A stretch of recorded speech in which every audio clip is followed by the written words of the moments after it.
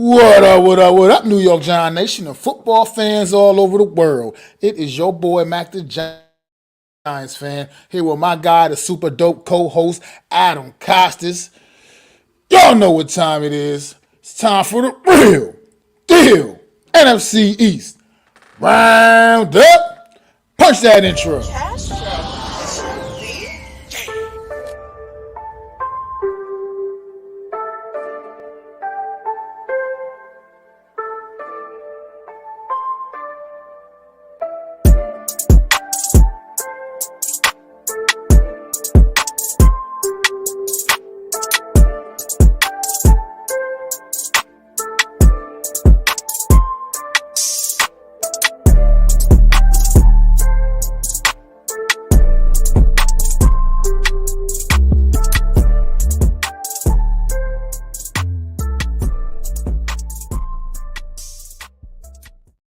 Good afternoon, everybody. What is going on? How y'all feeling, man? Heading into week two, man. Trying to talk a little bit about week one. Get this thing out. Get this rest of this off. This think off our chest. But how you feeling today, Adam? Turning the page to another week. If you're a Giant fan, not a good week, but if you're fans of other teams that we talk about, probably having a good week. So glad that the regular season has started and got to recap some games. It was fun to watch. I really enjoyed my Sunday afternoon. What's going on, Alex in the chat from Big Blue in the Bronx, man? Make sure y'all definitely go and sub up to Alex Big Blue in the Bronx, man. Doing great things on that channel, man. Bringing that great content each and every day for you, man. Dropping something almost every day I see from that channel, putting in that work, man. Make sure y'all go support Big Blue in the Bronx, man. What's going on? No Nets, no Mets, no Nets, no Jets, man. Thanks for stopping through, bro. Always appreciate you, man. Always most definitely appreciate you, man. Philly B, man. What's good, my brother? What is good, man? Thanks for stopping in, man. Always holding it down for me, man. My super dope mod, my super dope homeboy, man. That's my guy, Philly B, man. But yeah, Adam, definitely is a good week for most of the NFC East. But good week for most of the NFCs. But we know how that goes, man. But we're not gonna get into the negative yet, man. We're gonna stick with some of the little bit of the positives we saw. What's going on, Coach Ed? Definitely make sure y'all go sub up to my guy, Coach Ed, too. Coach Ed Gladden's Amazing World of Sports, man. A lot of just amazing insight on his channel, man. Definitely go and support Coach Ed, man. Everything he's doing over there, man. At this amazing world of sports, man. But we're gonna get right into it, man. We're gonna start off with the Washington Commanders. They hosted the Arizona Cardinals on Sunday, man, and they walked out of there with the W, 16-20. And what you think about the Washington Commanders on Sunday, Adam? What you saw a little that you might have got to see. Well, I saw that they took care of business first and foremost against a team that was inferior. Now, it was their home opener. Their defense is pretty good. It showed out on Sunday afternoon, and I think their quarterback, who acquitted himself well. He didn't have the greatest performance out there, and they're not asking him to. Yeah, he fumbled the football and gave up a turnover, but that's more on the Cardinals being relentless on defense than it is that him in ball security. Now you've got to scrutinize it. Obviously, it led to turnover and points, but when you look at across the league and a lot of these other young quarterbacks, he's going to have some mental growth there. Remember, this is his first time, starting. Well, second game starting in the NFL. All right, second game starting in the NFL, and I think, we'll see. I mean, I know no Mets, no Jets just said that defense is okay, but their O-line is not good. Well, guess what? Neither is the Giants. We'll get to them in a second. Maybe we should give respect to the Cardinals defense. Maybe the defense is just better than we think. Who knows? All I know is that the Commanders came out. They did what they had to do. They put up a solid offensive performance, and they did just enough to win the football game. And their defense played. We got to give credit to guys like Montez Sweat, guys like Deron Payne, guys like Jonathan Allen. They're going to be a force to be reckoned with this season. And it was interesting to watch them in their first game. Yeah, what's going on, AK at NFL Reality Check, man? Go check out AK NFL Reality Check. Sub up to him, rebranding his channel, man. Taking y'all doing some new things over there, man. So go definitely check out my guy NFL Reality Check, AK, man. That's AK, formerly known as Eagles Uncensored, man. But how you doing, Gregor, man? Nice, thanks for stopping in. Appreciate it. But look, I agree with everything you just said about the Washington Commanders there, and that was a great take, great insight there. The thing is, like you said, look at this game. It looked kind of sluggish and sloppy. I mean, from when I was watching, the portions of it that I was watching, it was pretty sluggish, sloppy game. But it's week one, and that's kind of to be expected for most around league wide for week one, as we saw. We did see a lot of sloppy play week one amongst around the whole league. But it's just but they got, like you said, the key, what you said is they got the job done when it came down to it. They beat a team that they were supposed to beat. It doesn't matter about point spreads, none of that stuff. It doesn't matter how much they won by. They closed the deal. They had their moments during the game. They had their hiccups along the way, but they closed the deal. They won the football game. Like you said, they took care of their business, man. Their defense does look like it's going to be legit, the real deal. Like you said, it looks like it's going to get better and better and better as the season goes on. So they got that to hang their hat on. And as long as the offense can come around and get a little more consistent, who knows? The sky could be the limit for this Washington Commanders team. This team could have some surprises up their sleeves, man, and definitely nothing to sneeze at. So I would say right now, as far as the Washington Commanders go, man, look, they did what they needed to do week one, and they got out of there with a W. And that's all you can really ask from your quarterback that was starting literally only his second career, getting only his second career start. So, it might not have looked the flashiest, it might not have looked, the prettiest, but there ain't no style points. It's all about getting that W, and they still found a way to make sure they did that. Against a team that's been considered the worst team in the league. So definitely, got their season off to a good start, man. And I mean, I don't know. What else? You got anything else on any of the other guys from any other performances from Washington? Well, their offensive line obviously needs some work, and we have to see how that's going to come along. What is it, a product of them being bad, which it could be, or is it a product of because remember they have the excuse that they have a new system in place, that they have a new assignments in place. Okay, so the fact that they're off the line might have some struggles. You can chalk that up to maybe the offense being different under Eric Bieniemy. Remember, they didn't have this offensive coordinator last year. There's a whole new offense that they're instilling. So the fact that they might have some blown assignments, let's see how that translates going forward. Because as we get better and better as the season goes on, you hope that they get better and better. Now, one thing I will say is that maybe they just are that. Maybe we need to start looking at the other side of the ball, and we will probably in depth in a little bit. But the Cardinals, they played a good defense that matched up well against them. So again, Washington, I think they did pretty well. Let's see, they ran the ball okay with their starting running back. Brian Robinson. Sam Howell again, 19 to 31, not the greatest numbers, 202 yards, a touchdown, an interception. Obviously, the fumble you can't have. Giving the ball to Curtis Samuel a little bit more, but let's their team. Like if you want to look at it overall, right? Overall, it was a defensive struggle out in the rain, right? Both teams didn't go over 100 yards. The Washington Redskins ran for less than 100 yards, 3.8 yards carry. So they were very pedestrian on offense, but they did what they had to do. They were, and they got the job done. So for me, I just want to see the progression of their quarterback, see what he does, the progression of their offensive line. Remember, again, I keep emphasizing new system, new system, new system. Not everything is going to work out the gate properly. And remember, they also, again, this is a product of probably the preseason.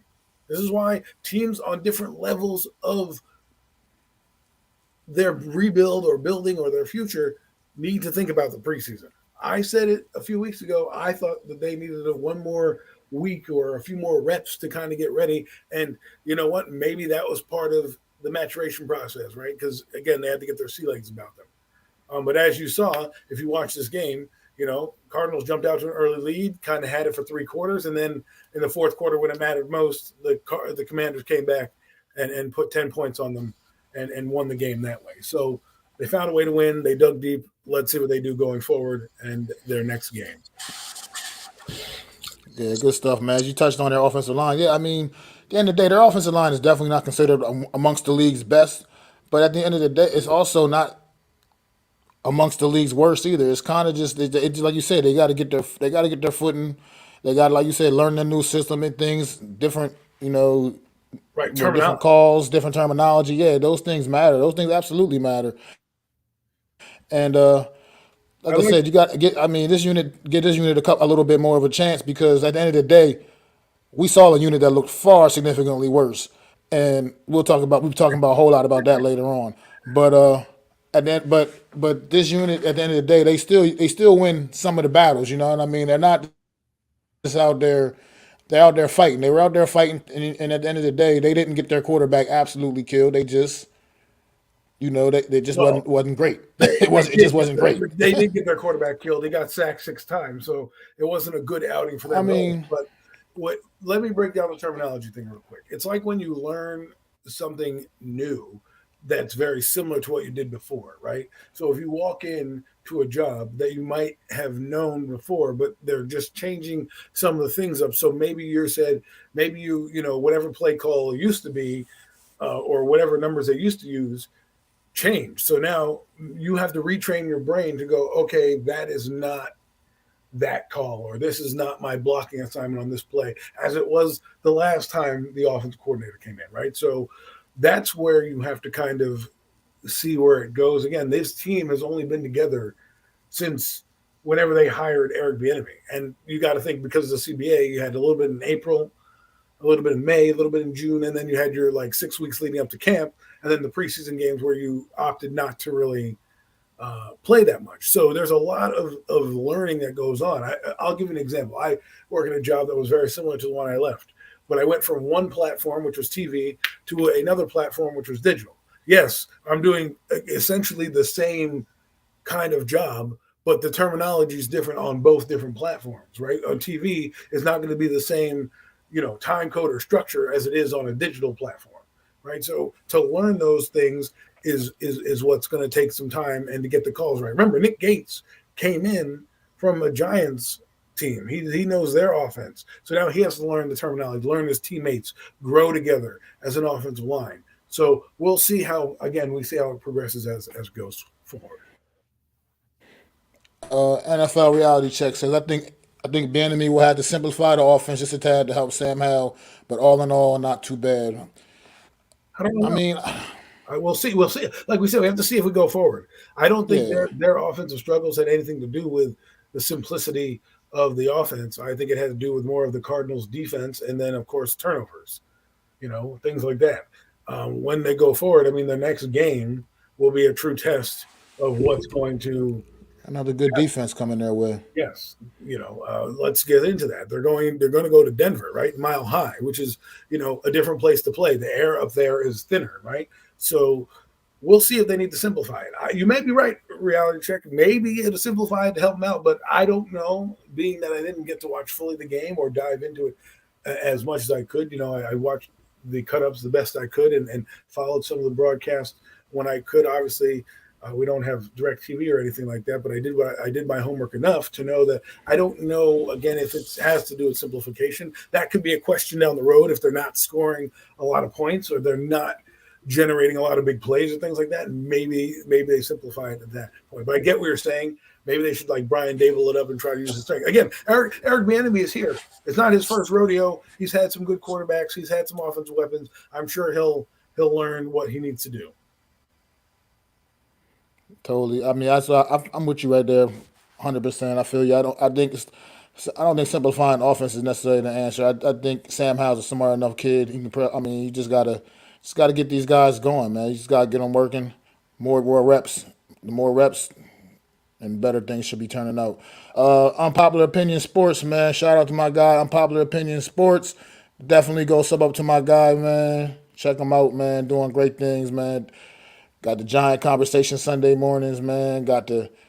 Got the Heart of the City podcast on Tuesday, the super dope podcast every Tuesday night. The Heart of the City, man, covering the New York sports, man. So definitely go sub up to my guy, Unpopular Opinion Sports, man. Thanks for stopping in after the huddle. Appreciate you, my brother. Louis Briscoe, that's my guy, man. One of my homies from high school, man. Most definitely, and yes, he is a Dallas Cowboy fan, but he's still my homie, man. Much love. Thanks for stopping in, bro. Washington O line. Unpopular Opinion Sports says Washington O line is terrible, but might not be worse than the Giants. Might not be worse. I'm sorry, brother. After what we saw Sunday night, is nobody's worse. I'm sorry. I can't sugarcoat it any more than that, bro. Again, After what we saw Sunday night, there's nothing worse. But we'll get into that later. We'll definitely get into that later. I don't want to, give you the preview, right away. We're still on Washington and talking about their matchup. So let's move into their matchup with Denver. I think it's going to be a fun game. Thanks for stopping in, Wells. Yeah, I'm sorry. Go ahead. It's going to be a fun game for Washington to kind of see where they're at. Going up against another good defense. Denver, played a tight one with the Raiders. All week last week. Russell Wilson was efficient. It's not gaudy passing numbers, even though he did throw a lot of passes. And Jimmy G was efficient, 20 of 26. We're not here to talk about the Raiders. I think Russell Wilson and this team, as they find their sea legs, this will be a good test. We'll see what they can do, right? We'll see if the Washington Commanders defense can give this Denver team some fits. Remember, Denver didn't do much on offense. Again, they're learning a whole new system. If anything, this is a chance for Washington defense to kind of take advantage of that, right? Because the defense is not a new system. The defense doesn't need to know new terminology. They're with Jack Del Rio. They've been with Jack Del Rio as long as Ron Rivera's been here. So if one of the keys that I would think that needs to happen is, if I'm Ron Rivera, I'm walking in there and I'm going to that defensive meeting and say, you guys got to set the tone. Because this team, we need to take advantage of them right now. They're learning a new system. Let's get after it. Let's see if we can get some turnovers and give a lot of short fields to our offense, who's also going to be in a bit of a dogfight on their end, trying to put their things together. And as you saw this weekend, a lot of teams with defenses are doing that. They're asking their defense to take the ball away. I mean, you look at the Jet game Monday night and that fantastic game that went on. Their defenses, both those defenses, held those high-powered offenses in check and a lot of the weapons in check. But what did those defenses do? They gave their team opportunities. They took opportunities away from the other team, and that's how you win football games. So. Yeah, absolutely. Thanks for stopping in, DeVolio Jones. Appreciate you. My guy Louis Briscoe says Washington just needs to man up. They had the talent and just need to believe in themselves. I mean, they do got some nice talent on that team. I definitely agree with you there, bro. Denver Broncos is a team that on Sunday, they were kind of an intriguing team to me, because you watched the Denver Broncos a year ago and it was an absolute just disaster.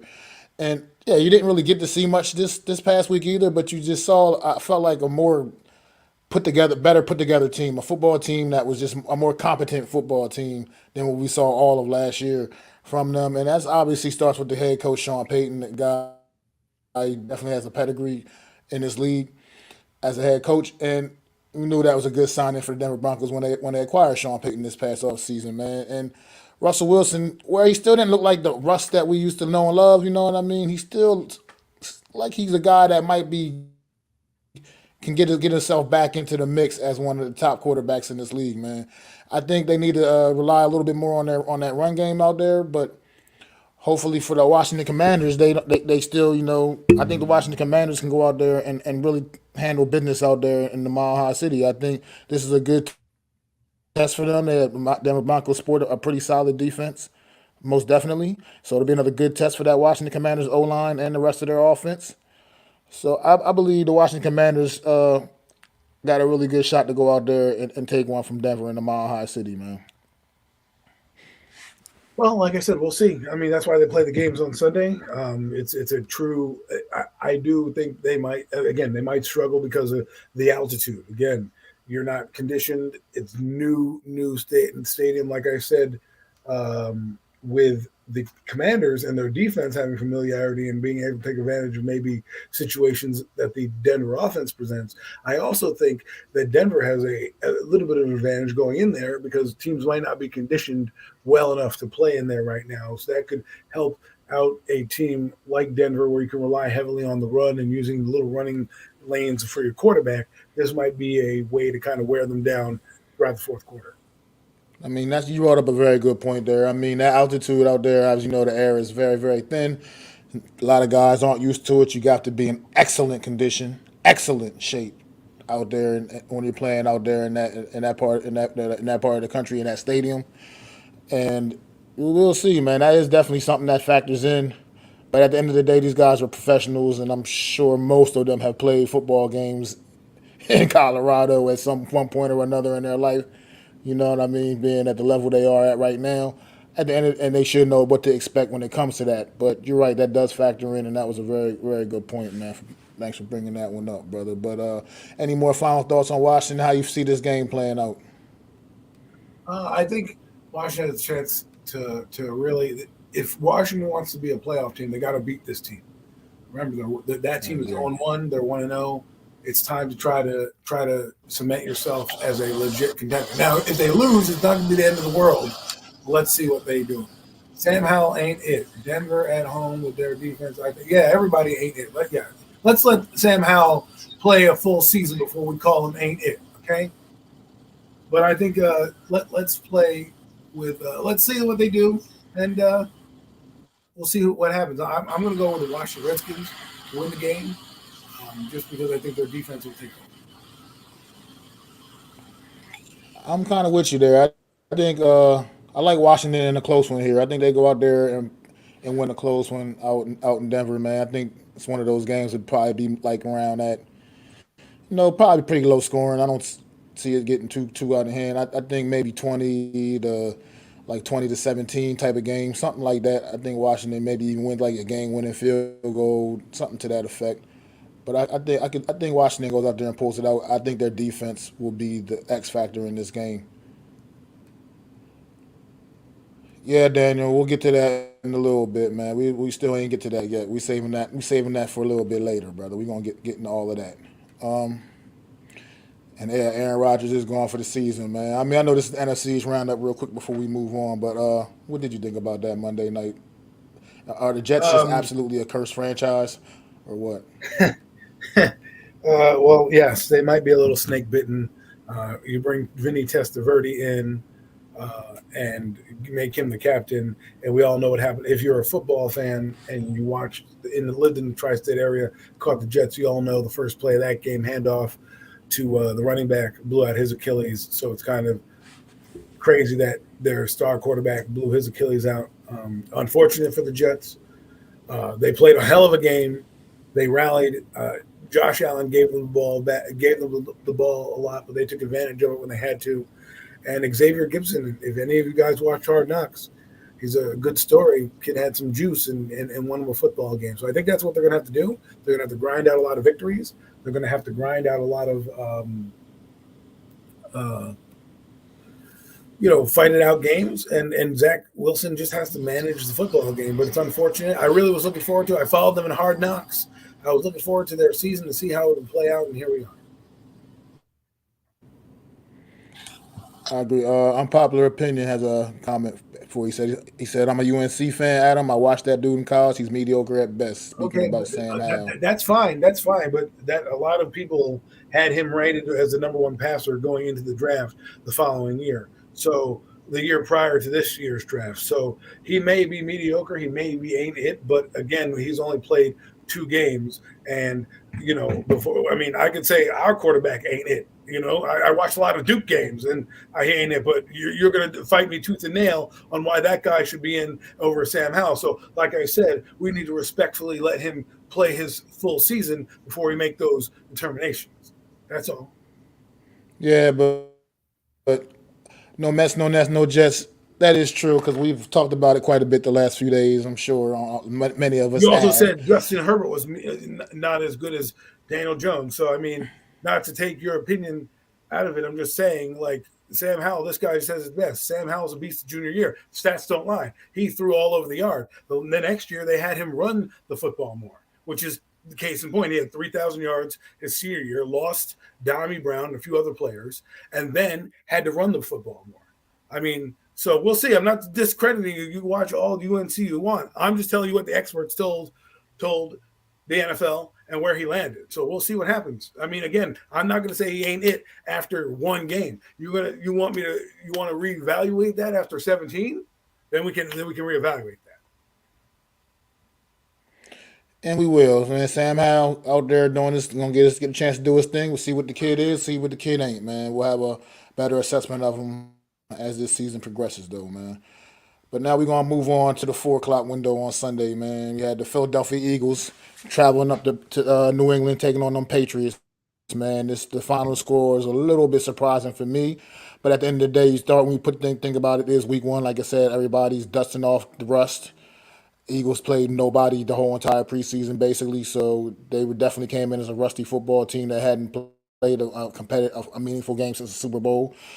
So I mean, and they were going against a Bill Belichick coach football team. So this, as much as this final score still surprises me, because I think the Eagles are that much better than the New England Patriots.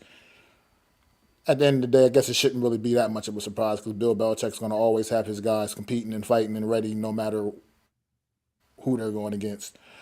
And we saw that as they did almost steal one from the Philadelphia Eagles. But what you think about this game, Adam? I thought it was an interesting game. I got to watch this game. I thought at the beginning of the game it was tough sledding for the New England Patriots. As you can see, they got a pick six the other way. Darius Slay has still got it. You know, he took. I know it was a tip ball, but that's why he worked on a tip drill, right? So Mac Jones unloaded. It was a bad pass. Should have put it more in the breadbasket. Put it a little high, and that the end result is a touchdown. Then you had the Eagle offense.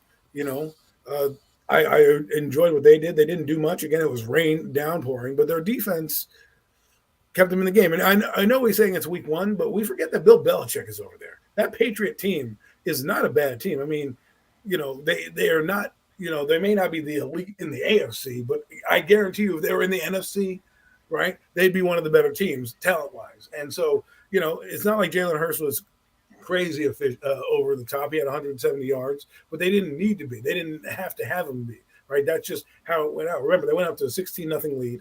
Then the Patriots stormed back, 14-0. Then the Eagles kick a field goal, and then 2 field goals in the fourth quarter. And then of course, you know, there was a couple field goals by New England. So I think what we saw at the end of that game was Philadelphia defense start to wake up a little bit. Remember, they got a new coordinator, which is not necessarily running a different defense, but again, terminology can slow you down a bit, can make you second guess your read. You know, can second guess, can second guess what you're doing out there.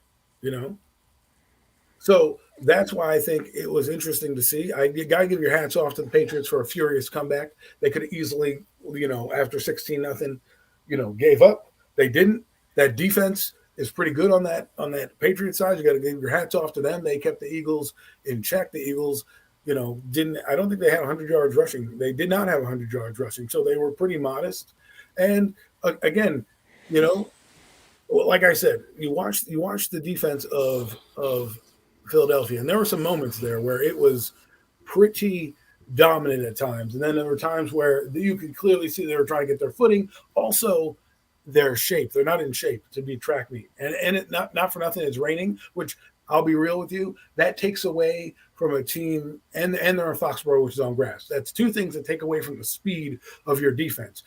Because they're not playing on turf, they're playing on grass. It's a little bit heavier on a defensive end to play. I think Gillette Stadium's grass, right? Isn't it grass? Yeah, it's grass. So, yeah. So think about that. When you're a pass rusher and the Eagles are predicated on speed and getting their rushers in there, remember, 4 guys had 10 more sacks on this team, and they only had 2 sacks this game, but they had sacks when they mattered. The so-called experts get it wrong also, can't take much stock in that either. And I never said Herbert was better than Jones. I said Herbert was overrated. That's what was my stance. Okay, that's exactly my point. So that's my point. You're trying to tell me that Sam Howell after 2 games ain't it because the experts got it wrong. And no offense to me or you, I'm not an expert. So if I'm not an expert and I don't sit there and watch film for a living and I'm not grinding the film tape and I don't have draft scouts telling me and going out to the field, I can't judge that. All I can do is look at a draft guide, see all the research that's out there, and make my own assessment. Now, my assessment of Sam Howell was I liked him coming out, 5th round pick. We got to state the facts and the obvious. He was a good quarterback. He was number one, ranked number 10, at least the number 10 pick going into 2021. Then after 2021, something happened. So we'll see if he can be a passer. You know what the passing stats of Sam Howell are? They're a lot better than our quarterback. So if you want, you can go tit for tat with me all day about this. All I'm saying is we got to give him 17 games before I say he ain't it. Okay, 17 games.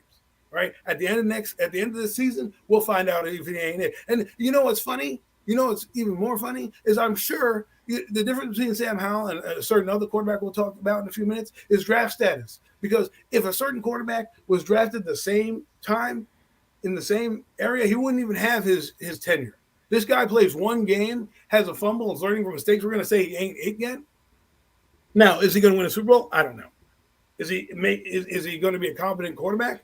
Let's let it play out. That's all I'm saying. All right, let's get back to the Eagles, man. The Eagles and the New England Patriots here, man. This game.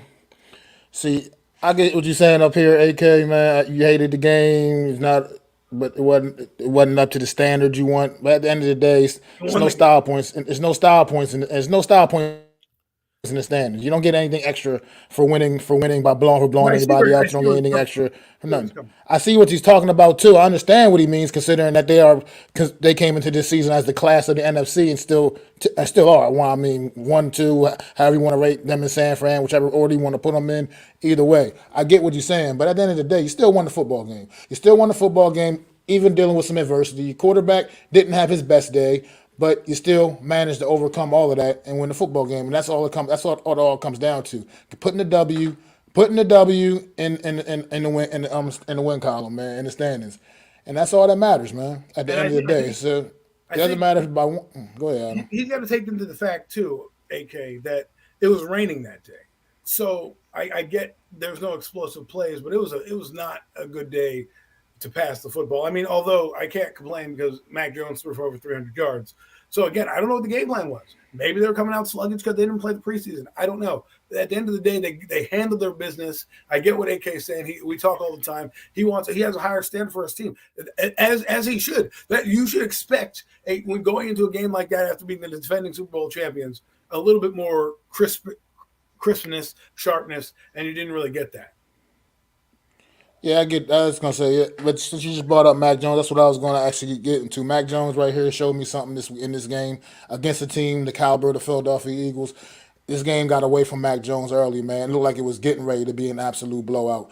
Mac Jones was making mistake after mistake after mistake, and it was for a young quarterback, because he still is indeed a young quarterback, whether people want to realize that or not. Mac Jones is only year 3, right, if I'm not mistaken.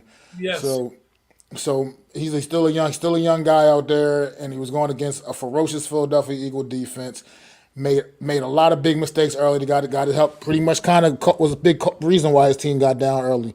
But he still was able to shake that off, was resilient, and came out there and still pretty much overall by the end of the game, he had a pretty damn good game out there, man, and almost led his team to a victory. So I gotta take my hats off to Mac Jones, man. That's what you want to see in your young quarterback. You want to see a guy that can shake it off, everything off, forget about it, go out there and play the next play, man, and just move on, man. And you saw the guys on the sideline going over there rallying behind their quarterback as well during that game. You saw guys going over there showing that kid some love, some support. So got to give props to Mac Jones for that, man. Not that that was like that's what you, like I said, what you want to see. As far as the Philadelphia Eagles, I think this was kind of an anomaly for this team. This team is absolutely loaded. They're talented. They're great. It's a good football team, no matter how you slice it, man. They're gonna. I think they'll as the season progresses, they'll start looking like the dominant Philadelphia Eagle team that we know they are, man. I think that's just what it's going to be with this football team. Well, And I don't expect to see too many more like squeakers like this with them against teams that I think they're pretty clearly better than. see, I think they're going to be able to do that against the Vikings on Thursday. On Thursday night is redemption night. Now, I think there'll be a little compromise in terms of having their starting defense out there. They got a couple guys banged up, and I wouldn't play them either if I were them. James Bradbury's in concussion protocol, so he can't play. Um, and then they have, I think somebody else is banged up as well. But they got a couple guys. Fletcher, oh, and the running back Kenneth Gainwell is banged up. So we'll see how that affects them. I think they're going to be good. I think they're going to light up the Vikings. Or they're going to be without. Well, let's move on. As a matter of fact, let's see. Let's go to the Vikings game. Might as well start talking about that. I think they. Thursday night football tomorrow night. I think what I was saying is I think the Eagles are going to get right at home. It's a home opener. I think they're going to come in there and they're going to, see what Tampa Bay did against them. Tampa Bay was all over the field. I mean, Tampa Bay's defense did give up a lot of yardage to Minnesota, but again, Minnesota has a pretty good offense. They have pretty good weapons out there. They got Jordan Addison right now. They threw for over 300 yards. They still just came up a little short. I think their defense, kind of gave up some points towards the end of the game. But they're playing a different animal, and they're not playing Tampa Bay. So I do believe we'll get to you in a minute. I think we'll see what happens with their defense. I think they're going to bounce back. I think this is going to be a game you see the defense do well. And I think this game you're going to see the offense do well, and they're going to bounce back at home. Let's see. You got it, Adam, but you make a lot of excuses for other quarterbacks. I make a lot of excuses for other quarterbacks? Are you kidding me? Are you kidding me right now? Wait till we get to Daniel Jones. You tell me I make excuses. Give me a break. Like Minnesota, man. Here's the thing with this game on Thursday tomorrow night, man. Look, I obviously expect the Eagles to go out there and absolutely just trash this football team because the Minnesota defense is absolutely pathetic. It's pathetic. I mean, that's a bad defense. It's a bad unit. You would have think that they would have done something this offseason to try to address the issues they had last year, and it looked like they didn't absolutely address nothing. But on the other hand, like you said, you brought up something else. Like you said, their offense can play with anybody. Their offense can score points with anybody. Justin Jefferson is still an absolute animal. He is still arguably the best receiver in this league. And he went out there on Sunday, and he had a day Sunday. If nobody else on Minnesota had a day, Justin Jefferson still had a day. And there's no way that Tampa Bay Buccaneers didn't go into that game 100% game planning to stop or slow down Justin Jefferson. And they didn't. That's one thing they did not do. That is absolutely one thing they didn't do. They were not able to stop or slow down Justin Jefferson. And this Eagle defense is going to looks like they're going to. I think they're going to be without James Bradbury, if I'm not mistaken, one of their starting cornerbacks. And like you said, Jordan Addison also had a pretty solid debut performance. Man, had the big long bomb touchdown catch. That's going to be a lot to handle for that Eagle secondary a little bit, slightly undermanned. At the same time, this Minnesota defense is so bad, so bad. I just don't even know what to think.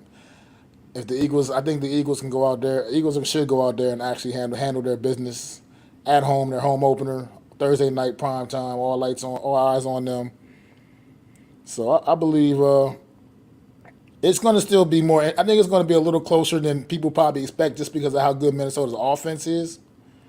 Because they can score points with you, they can, and if it gets into one of those games where they're going back and forth, Minnesota will be able to keep that pressure on you as well from that standpoint. But I think when it comes down to it, Minnesota's not going to be able to make enough. Their defense is not going to be able to make enough stops to keep up with this Eagle football team.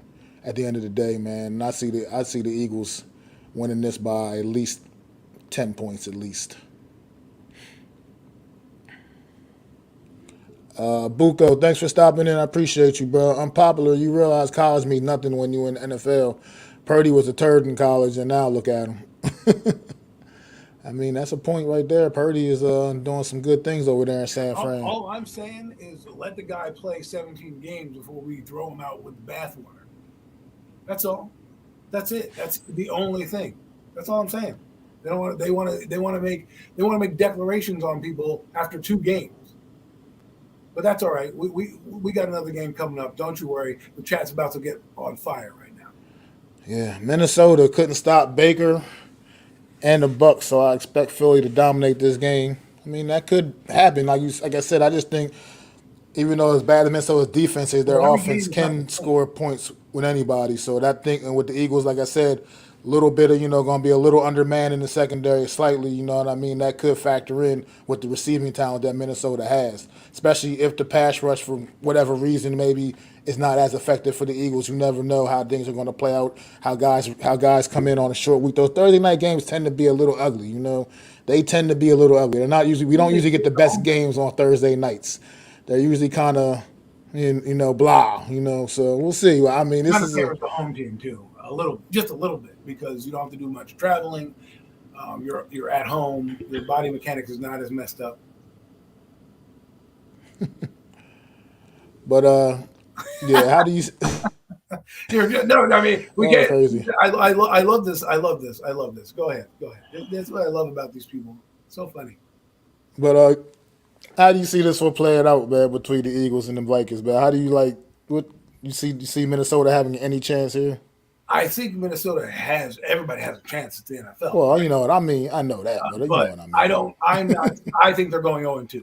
I believe the Eagles are going. I don't know if they're going to steamroll them, but I do believe they're going to be victorious. I think. I think. I just think Minnesota.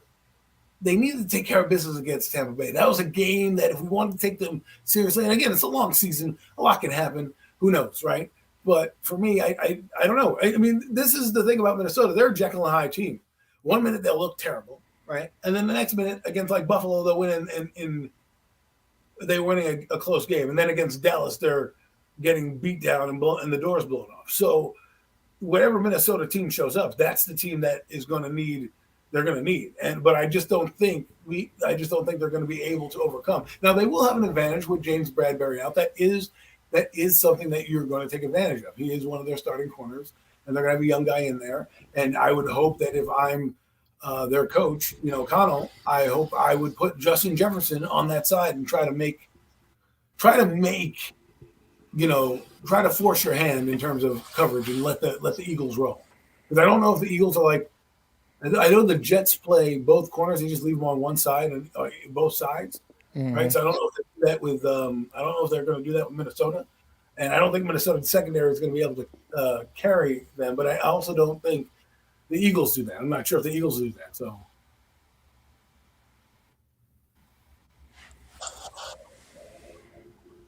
I mean, time will tell. Time will tell, man. Only time will tell on this I one, mean, man. So we'll have to see. We'll look, all be keeping an eye on. Trust me, we'll be talking about let's this guy all see, season long, 17 each games. and every Wednesday night. 17 games. My God, I can't believe we can't let the guy have 17. He played first regular season game, and we're throwing him out because we want to have declarations. I mean, never mind, man. I you know Let's move on to the next game. Well, we know what the next game is, and it was called the debacle on Sunday night, baby. The Gotham City Massacre. Like that's what that The was. debacle. The debacle. I don't. I don't just you can start if you want to, brother. Just go ahead and get it all out. So I need to take a breath on here because I'm about to get a little excited here. So what I just witnessed on Sunday Night Football was an absolute atrocity. If I'm a New York Football Giant fan, because what we saw, don't you worry. They're an unpopular opinion. We'll get to him. We'll get to him in a minute. Okay, sit back and relax. We got the rosy colored glasses on. We want to think that Sam Howell plays one game. DJ, who by the way, let me get into my build up, and then we'll get to DJ because I got points I want to hit everything. So first off, that debacle with Brian Dable was terrible. Worst, I think. I don't know about you, Mac. He's a little older than me. He's seen a little bit more football. The worst loss I've seen since 1995 when the Cowboys went 35-0 against us. Absolute beatdown. We come out here, we build the team up. The same people who are yelling at me about quarterbacks and this, that, and the other thing were the same people told me they were going to get the Cowboys going to get their butts clapped, their cheeks clapped. I said to you guys, I said to everybody on this stream on week 1 podcast, the review, the preview, I said, listen, this Cowboys defense is top 5. It's going to be pretty scary to be out there. It's not going to be easy. We got Jalen Hyatt. We're going to score 30 points, drop bombs. Woo. Well, guess what? We didn't score a point. We didn't score. The entire league score points. The Giants didn't score points. Not once. Not one fucking point. So let's kick it to the game. So the Giants get the ball, kick off the ball. Now, no Mets, no Jets. I think he can attest to this. He said, if the Giants get the ball, they're going to lose. Well, guess what? That's a theory I thought about for a long time last year, and that theory worked this week, right? It's, they kicked the ball off. They didn't get the ball at halftime to make their adjustments. They go downfield, first drive. What happens? They get a false start. They get a bad snap, and they get a block punt. The block punt leads to 7 points. Bang. Like that. Right out the gate. Field goal. Block field goal. Huh? I know. Just semantics. I know. But go ahead. I got you. What did I say? Punt block? You said punt, but it's field. Sorry. Field goal block. Whatever. It doesn't matter because it could have been a punt for all intents and purposes. They didn't block anybody. Right? Bang. Then they go down and score. Then we come out. Run the. Mind you, we were getting 5 yards a clip with Saquon Barkley. We've had a good game. The offensive line run blocking in this game was pretty good. They were moving the football. But then we decided to get pass happy. Why? Because Mets No Jets says, I'll give him credit. I also had the same thought last year. They're trying to phase out of Barkley.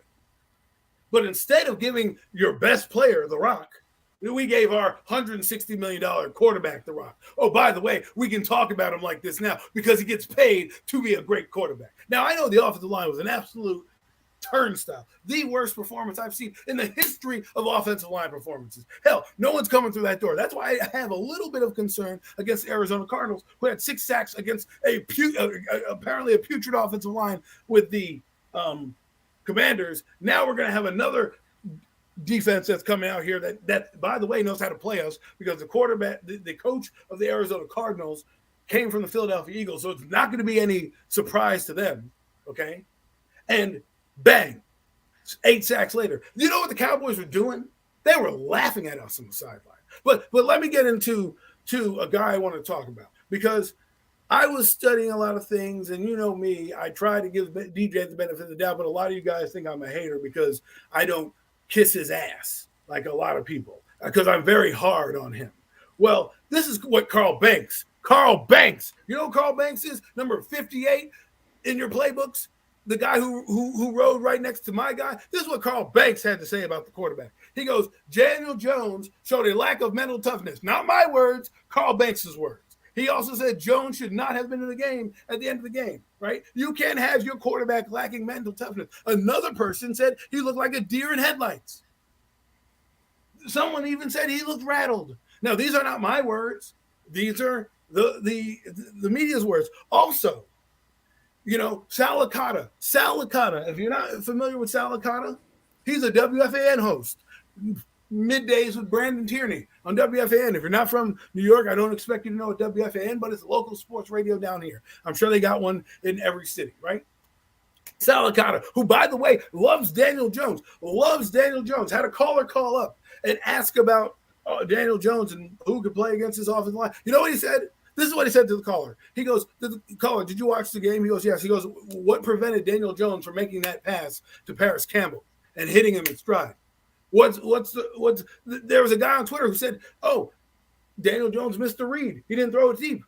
There's guys on all over the space telling you about this performance, right? So don't come at me and tell me when the entire league is going at him. And I understand the offensive line. You can tell me all you want. But when you can't make simple throws and simple reads and you're getting rattled and guys like Carl Banks, who are supposed to be pro team, he is pro Giants. He's on their fucking payroll. I'm just saying. Look, if you go by and watch that play, he could have went for the deep route because the guy was wide open. But get the hell out of here. Why? Because Listen, I didn't break that down. Somebody else on Twitter broke the film down.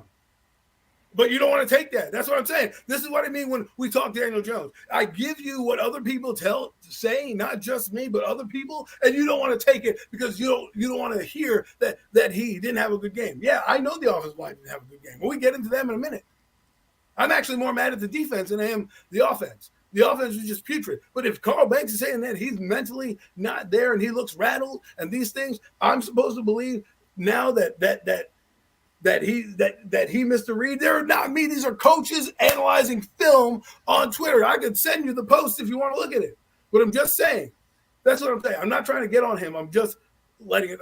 I think the criticism of DJ about this game is fair, but let's not just put no Mets, no Jets. That's not what I'm saying. I am doing exactly what we do. I am critiquing his performance. And I'm also knowing that the offensive line, who, by the way, and this is the other thing that pissed me off, is fans are like, oh, well, the Cowboys are better than us. What do you mean? Everyone thought that the Giants were going to go out there and give you a better performance than 40-0. They thought we were going to win this game. And now we're sitting here and people are like, well, they were better than us. No, that's not what I heard. As a matter of fact, a week prior to the game, I heard that the Cowboys stand no chance. I'm not scared of them. We're going to run all over them. And we didn't even score a damn point. Now, defensively, you know how many sacks they got? They got as many sacks as you and me, Mac. They gave nothing. That guy standing there reading War and Peace. You know how many yards they gave up per rush? They have 5 yards a clip to Tony Pollard. 5 yards a carry. They let Devontae Turpin get 6 yards. They let him score. They let a walk-in touchdown at the end of the game. Now, I got to give it to those corners. They did their job. They held up nicely. But you don't have to do much if your team's not getting any pressure. They punted 3 times. 3 times. 3 times. Just fathom that. The Cowboys, you know how many times the Giants punted? The Giants had 7 punts. You know how many punts the Cowboys had? 3. You know what their third down efficiency was? They were 6 of 13. We were 5 of 16. We went for it more times on 4th down. You know what our yards per play was? 2.6. Theirs was 4.8. They had 122 rushing yards. We had 108 rushing yards. We should have kept running the football. Our passing yards were 63. Their passing yards were 143. Total yards 265. It wasn't like it was a dominant performance by them. But yet on defense, they've got guys roaming free. And we can't do a damn thing. Where's Leonard Williams? I saw Dexter Lawrence once. I saw where's Bobby Okereke? I saw him once. He had his name called once. We need to get better than this. We can't just accept failure because a team is better than us. All right, look. This fucking game. Look. Because I take a personal pride in offensive line play. And as much as maybe we can break down Daniel Jones' miscues in this game and his reads he missed, I'm sorry, I'm not putting this on him because there's not a lot of quarterbacks. As a matter of fact, there's no quarterbacks I think could have really went out there and had a great game behind that offensive line performance. And I'm saying this because this offensive line put this team in a hole from the door immediately by just not simply being able to do their job even a little bit. It starts up front in the goddamn trenches. Coaches preach that for a reason because it absolutely starts up front. If the offensive line can't function, nothing else really is going to function on that offense, period. Here's what I'm saying. Micah Parsons, DeMarcus Lawrence, the other guys, Cowboys, they're great. I get it. Don't expect you to win every fucking battle. But you go out there and you win some of them. And this offensive line didn't win many of them that night. Evan Neal, I said this on Monday on my video, and I'm going to say it again right now. You're not an NFL caliber offensive tackle. They need to make the move now and save some semblance of this kid's career. He's not an NFL caliber offensive tackle. Move him inside the guard, and he has the potential to probably be a dominant guard. You're not an NFL caliber offensive tackle, young man. You're going to get the quarterback killed. Straight up. You're going to get the quarterback killed. You clearly can't get it done out there. Clearly can't get it done. That whole right side of the offensive line, that shit's got to go, man. Major changes need to be made. Major changes. But, okay, we know how bad the offensive line was. So I'm going to move on from that for right now. Coaches, I've been talking y'all up all summer.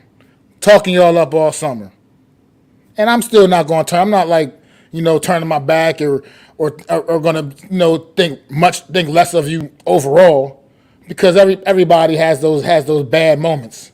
But this was a very bad moment. Brian Daboll, the lack of adjustments in this game, the fact that this team looked completely unprepared in this game, a big game like this team looked completely unprepared.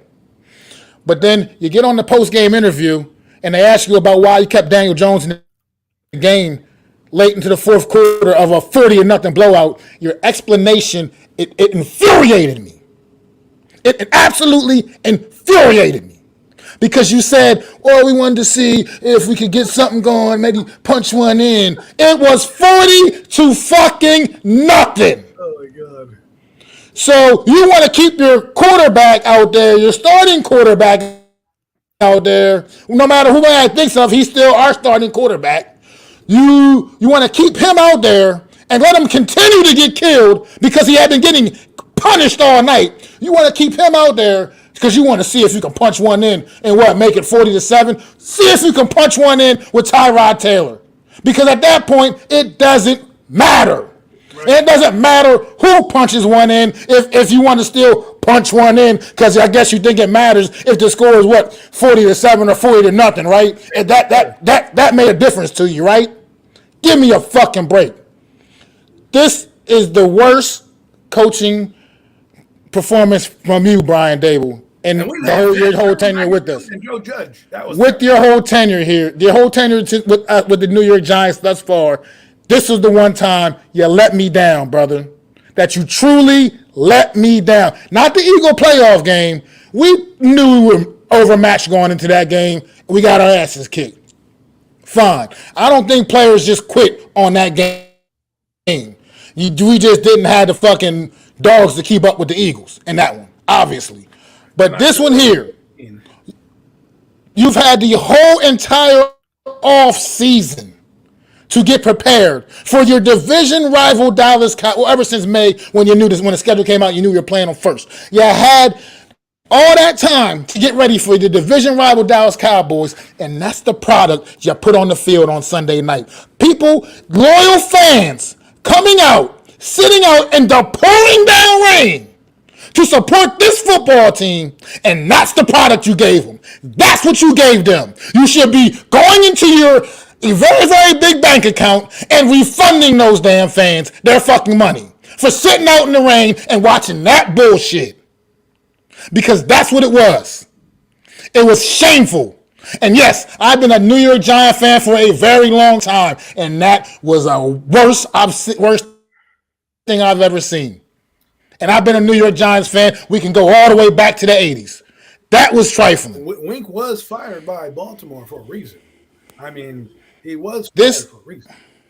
The offensive line, but like I said, we can go and talk about the Daniel Joneses, like I said, the miscues. And yeah, on that interception, the pick six, he could have made a better read and do the deep ball. He could have. He absolutely could have. But we can talk about that. But I got more. But at the end of the day, this offensive line, if you don't do something about it, it is not going to matter anyway. It's nothing else is going to matter any fucking way if you don't do something about this offensive line, because what I saw, I've never seen a worse performance at Little League, at high school, college, any level of football that I've ever seen. I've never seen a worse offensive line performance than what I saw Sunday night at MetLife Stadium. Can you at least get in their way a little bit? Like, here's the difference between Evan Neal. Evan Neal, you're losing every battle, pretty much. Now I get it. You're going against the good guys like Michael Parsons. You're going to win. You're not going to lose them. You're not going to win them all. But you're not winning any of them, young man. You're not winning any of them. And that's the difference between you and like an Andrew Thomas, who also did not have a good night. He didn't have a good night, but at least he wins some of the battles. He wins some of the battles.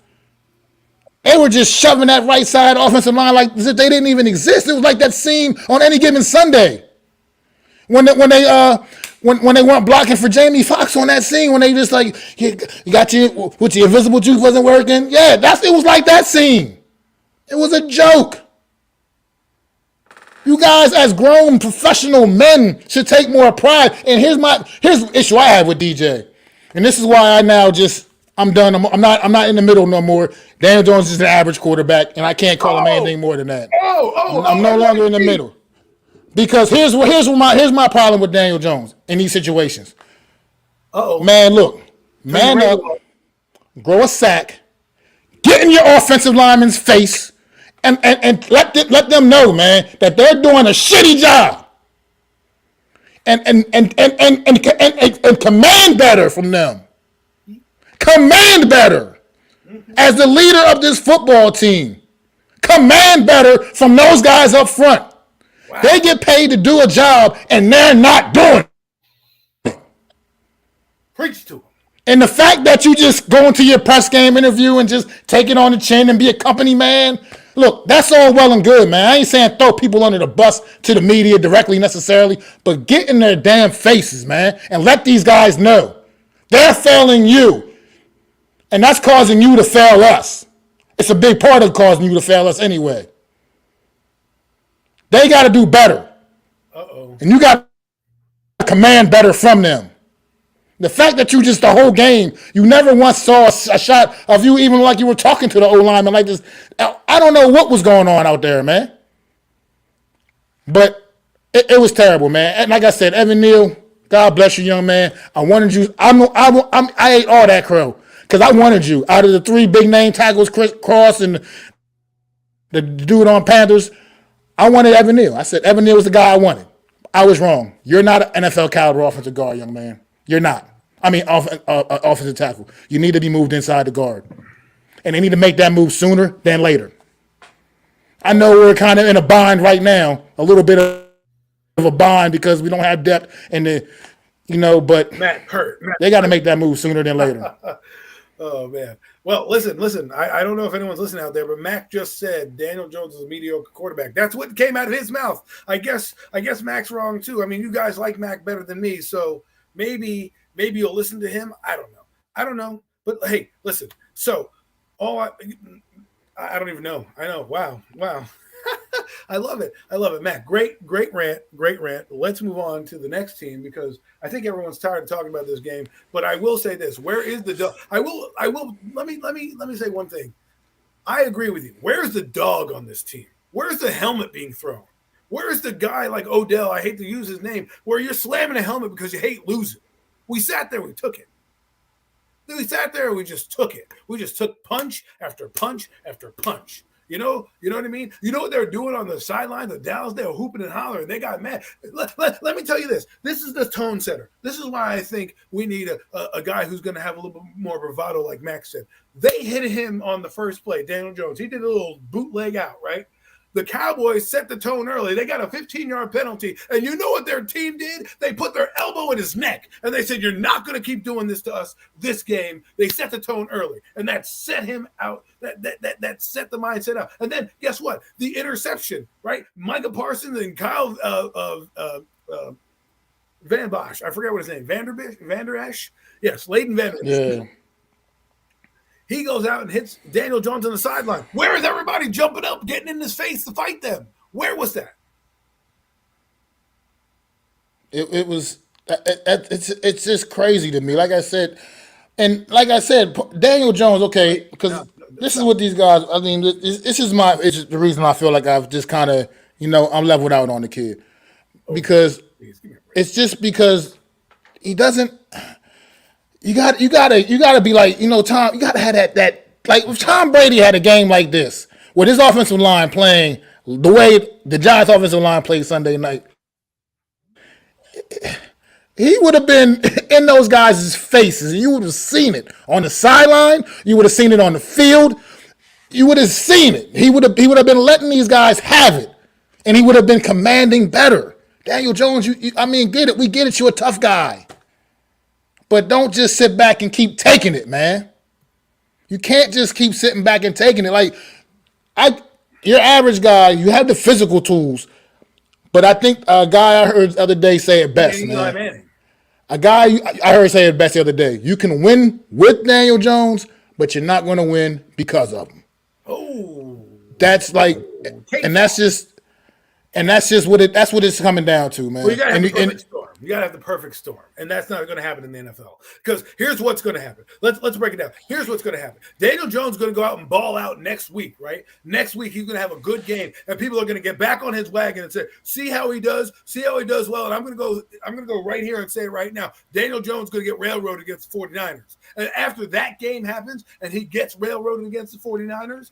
Because he just can't rise to the occasion. There's no dog and we lie down. I don't want to hear it. There's no excuse for a $160 million guy to play the way he did, regardless. You got paid $160 million. They follow your lead. Make them run through a wall for you. Make them fight for you. What are they doing? No. You act like people are saying DJ is the next Joe Montana. Hold on. Stop right there. Stop right there. We got to address this. Because some people do act like he's better than Joe Montana. Some people do act like they're Joe Montana. That's what I'm saying. That's why I get on Daniel Jones so much, because I see a lot of better quarterbacks in the league. I said there are a lot better quarterbacks in the league. Max just told you that he's mediocre, but I'm the bad guy when you guys sit there and tell me he's going to throw for 4,000 yards. He's going to be this. He's going to be that. The Tiger don't change his stripes, man. The reason why he didn't throw deep to that receiver down the field is because that's not what he does. He averages 6.6 yards a play. You know why? Even Chris Collinsworth says it. Daniel Jones tries to take the safe route. That's what he wants to do. He doesn't want to have the big plays. I mean, you got to have a little bit of moxie, man. And at the end, and why, I mean, no mess, no jest. Not to compare the two, we never seen Eli do that. We never seen Eli do that, but we also never seen Eli behind what we saw Sunday night. We seen Eli behind some bad offensive line play, but it's a little also different. You're talking about two different quarterbacks. Daniel Jones, athletic quarterback, can move around a lot better than Eli could. You know what I mean? So Eli would have gotten absolutely killed on Sunday night behind that O-line.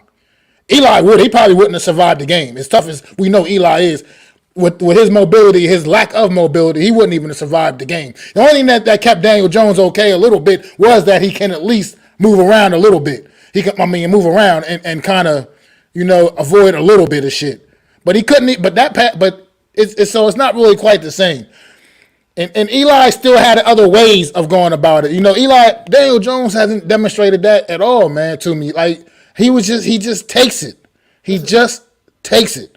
And you want your leader to step up, and you want it like Aaron Rodgers, the same thing. Like, he's another guy. He'll get up in those guys' faces, man, if they're not getting the job done. You need to see a little fire, a little passion. A little bit more than what we're seeing, man. Like, if you watch my video Monday, like I said, I don't think I'm not blaming Daniels for this game at all, because like I said earlier in that rant, it starts up front. And with the way that offensive line functions Sunday night, it's not a quarterback you can convince me that you could have put back there that would have had a good night. But at the end of the day, you just want to see a little something out of your leader. Like I said, I want to see that fire. I play with guys even in high school and college. Like, if we were up there fucking up on the O-line, they were gonna let us know about it. You just gotta. I just need to see that, man. I just need to see it, man. And right now from this kid, Adam's right. He's gonna probably go out there and mess around and have an amazing game against Arizona. He probably will. That's the Daniel Jones we know. And then he'll go out there and. What's going to happen? He's going to throw for 170 yards and have a couple touchdowns, and we lose. But you're going to be like, see, ho-hum, do-do-do-do-do. No, you got to have higher expectations when you pay a guy $40 million a year. But at the end of the day, you just got, like I said, this offensive line, this is. I just need to see this. This has to get addressed. I think Brian Dable kind of sugarcoated it a little bit in his press conference. In his post-game interview as well, he kind of sugarcoated it a little bit. He's talking about the whole team. The whole team does need to work on a lot of things, but let's not sugarcoat this. The offensive line was a disaster. So don't pretend like you didn't see the same shit that everybody else saw. It was a shit show. So until that gets addressed, I'm not sure where I can think this team can go. Because to be honest, you saw what the Cardinals did on Sunday. We got them this Sunday coming up. You got the 49ers defense, which is basically a replica of the damn Cowboys defense. You got after that, then you still got like Miami's defense, which is pretty damn good. You got the Jets defense, the Bills defense. This offensive line, I'm not sure if Daniel Jones even makes it. We're talking about Daniel Jones behind this offensive line. He might not even make it to the week 8. He might be on a stretcher anyways. But the point is, what Mac is saying is, you got to see some other stuff that gets you there. Like, I know you say $40 million is relative. It doesn't matter. They made him one of the highest paid players on the team. You got to play like one of the highest paid players on the team. You got to be a star. You got to be the guy that leads us into battle and die on your sword. When no teammates, like AK said, are fighting for you, that tells me a big thing. I mean, I'm not saying it's going to shape our season. All I'm saying is this: first off, let's move to the Cardinals. All right, their defense is not that bad. Okay, we're saying that they're not bad. They're not that bad. We think the offensive line performance that Washington was bad and ours is worse. Well, guess what? They had 6 sacks. That team. They had 6 sacks. They're licking their chops right now. By the way, they know a little bit about the Giant personnel. It's not like their head coach won't know and have this team ready to play. He'll say, "Listen, we know what he's going to do. We know." And also, I'm sorry, real quick. They also watch that. I'm sure he's watching that goddamn game Sunday night. He knows what this offensive line can do, and that's pick up a fucking stunt to save their life. Right. And by the way, what was beating Washington? What was beating Washington last week? What was beating Washington last week? Stunts. Guess what's coming? Stunts. They're coming, man. They're coming. This defense had 6 sacks and forced a fumble. Okay, forced a couple turnovers. So while we may beat them on offense and we may have a couple big plays, we should blow them out. But if we don't blow them out and we struggle to score 20 points, because the Giants struggled to score 20 points last year and they barely scored any points to start this year. If we struggle with this, did you say barely scored any points? No, we didn't score any points, brother. Now you're sugarcoating shit. We didn't score any points, okay? I think Brian Daboll's rubbing off on me. Club Med over here. We don't. You know what's funny is the body language of the team really pissed me off. That's what really pissed me off a lot about last week's game. That too. It's like, where was the body language of the physicality? It seemed like the Dallas Cowboys hit anything that moved, and everybody fumbled. Breda's fumbling. This guy's fumbling. That guy's fumbling. You know what I mean? Like, geez, it's terrible. It's terrible.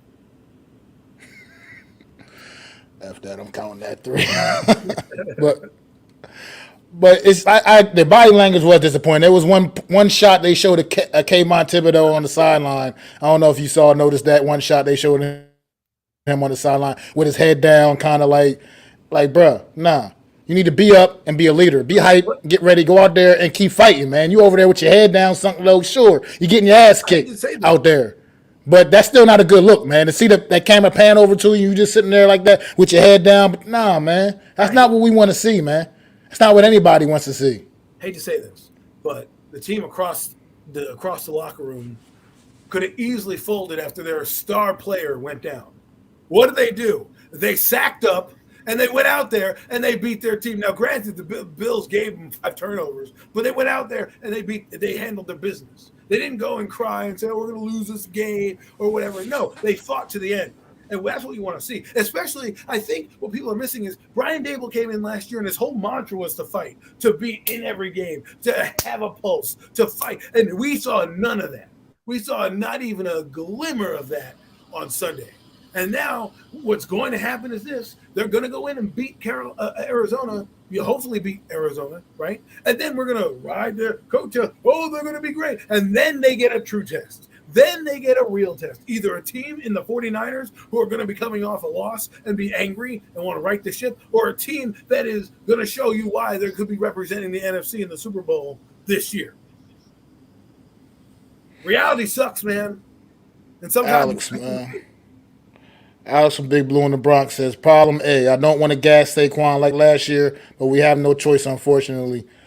LOL. They might start stacking the box like 2019 and they already know play action bootlegs are coming. Exactly. Right. I mean, exactly. And you need to run the football. The philosophy has to change. The offensive line, go look at the numbers, okay? The offensive line did well at run blocking. Don't put them in that position, okay? Don't I know that they want to come in and change the game because that grinded out football style doesn't work. And let's be real, it doesn't. But if you're running downhill, it allows you to do play action. It allows you to do the bootlegs. It allows you to do that, right? So this is probably what's going to happen. If they get a lead, they're going to run the football and try to confuse that defense. It's the teams that have good pass rushers. Oh, and by the way, some decent quarterbacks that we're going to be playing too. Let's not talk about what Miami can do to us. I mean, this is not a microcosm of the season, but let's be honest. Golowinsky had problems last year. We talked about it. Neal had problems last year, and he has terrible issues right now. JMS is going to be baptism by fire. He had some good moments. He had some bad moments.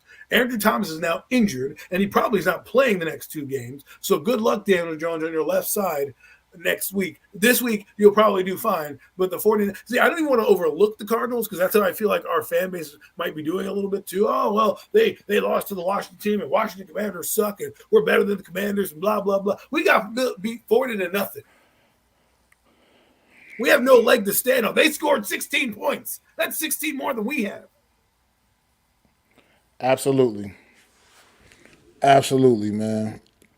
But that's just like you can't overlook the Cardinals right now. Honestly, I'm still going over in my head how I feel about this game Sunday. I'm being honest. After what I saw Sunday night. I don't know anymore, guys. I can't just do it because this team keeps making a fool of me. I love them to death, cradle to the grave, but they keep making a fool of me. And they're not going to just keep making a fool of me. So they gotta show me that they really want it. They gotta show me that they can compete with the big dogs before I start considering them a big dog. No more of that from me. That's a lot of That's big just dogs, it just is what it is. No more anointing. Not anointing them anything anymore because this team is not proving that they can go out there and mix it up with the Dallas Cowboys and the Philadelphia Eagles and the San Francisco 49ers of the world. They're not proving that to me in any way, shape, or form. So no more. And right now, like I said, the Arizona Cardinals looked better than the New York Giants on Sunday. And you can say, oh, they were playing against Washington all you want. I don't give a damn who they were playing against. They looked better than the New York Giants did on Sunday. What you're dealing? And that's the bottom line. We individually critique quarterbacks, and the better quarterback last week was Sam Howell. So you want to throw him out with the bathwater, but yet you don't want to criticize your own quarterback. You want to sit here and tell me that I hate a quarterback that clearly didn't get the job done, even when he had opportunities to. I'm not asking you to play like Joe Montana, but when the throws are there to be made, more so than anybody else, and even Chris Collinsworth in the game said it, he's got to make that throw. I don't think people are listening. I think they listen to the games with the sound off because they don't want to. But people want to come after my take because I'm so passionate about having a better quarterback. Mac just told you. How come we ain't going after Mac? Oh, because you don't like Adam's takes about this guy who I've been banging the table on, telling you he's mediocre or average for the last year, but you don't want to hear it. But it's okay for when Mac says he's average. It's okay for if he dissects him. This is what I'm talking about. You guys talk out of both sides of your mouth. I hear people every day on Giants Twitter spaces telling me how good Daniel Jones is. And then I get called a hater and labeled a hater because I don't happen to want to follow him or don't think that he's the elite guy. When I was one of the only guys who knew he was going to be a Giant and follow him for a while. After a while, you see things. You want me to read you another thing? Here's one more. Here. While we're on this Daniel Jones argument, right now, since people think I'm the only hater because they don't read publications and I'm the only guy on the internet that says Daniel Jones stinks. How about we go into a review, right? Give me a second to pull this up for you because there's a site that I go on that does game reviews every day. It's a New York Giants site. And this guy who hired the site has a scout. Can I say it again? A scout for Our Lads. Our Lads is a publication that prints up draft guides. He goes and studies film every day. I don't study film every day. I have a full-time job. I know how hard it is to study film, but this is what he does. He lives under a rock. All he does is study films. He says, and this is not me, he goes, it was a night to forget for many reasons. Part of the expectation after signing a 4-year, $160 million contract this offseason includes him playing better and creating more with what he is given. Okay? That was him. Jones was under pressure all night. He dealt with horror snaps, shotguns, throw him off. Yeah, that's great. He also says, how did Daniel Jones respond to all that? To the wall, to the defense? Did he scale it? Did he at least put a dent in it? No, he did not. The first interception was not on him, as Barkley should have held on to it. The second interception, the near third, all on Jones. The play where he was running out of bounds and threw it off his back foot into traffic where Dallas defenders and New York Giants were targets on first down was about as bad as it gets. We saw Bryce Young, C.J. Stroud, Anthony Richardson make those same mistakes in their rookie debut. Jones, a fifth-year veteran and a $40 million quarterback, absolutely cannot make those mistakes. Okay? That's a scout reviewing the game. So when you want to sit here and come at me about my opinion, I'm just telling you what other people are saying. I don't care. You want the fucking link? Here's the link. Come on in. Look at this shit. I just read somebody a scout.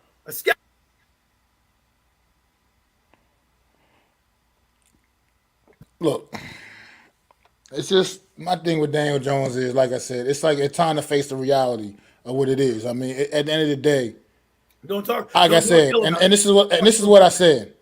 This is what I said. Like I said, do not blame him for this loss because I don't think, like I said, and I stand by this. I stand by this. No quarterback would have had a good day behind that offensive line performance Sunday night. But you got to face the reality too. An average guy is an average guy. So the reason why he got average quarterback money, there's a reason for that. Now we're seeing the reason for that. I mean, like I said, like the guy, like I said, I can't remember who it was that I heard say that, but you can, like I said, you can win.